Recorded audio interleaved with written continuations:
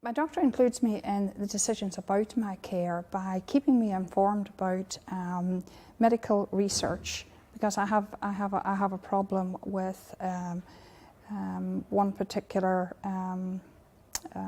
illness that I have to manage throughout the rest of my life.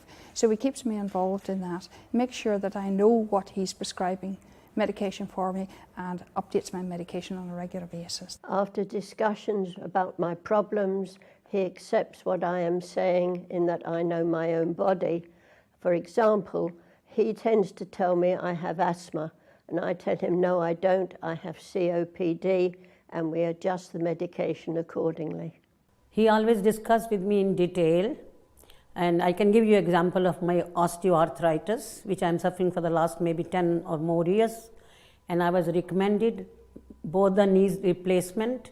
I wasn't keen to go for that, and then he advised me to, yes, you can go for epsotherapy.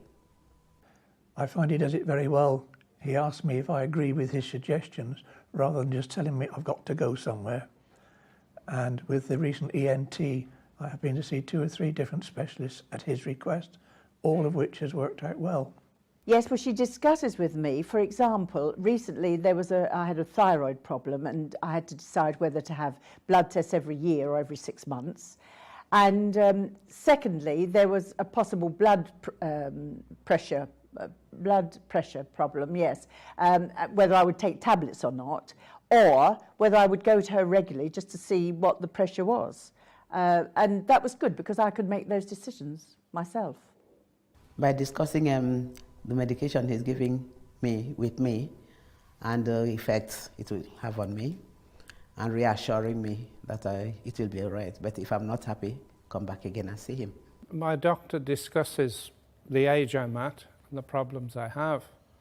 And I attend a diabetic clinic, and I found that the new younger doctor is more concerned about how I feel about myself.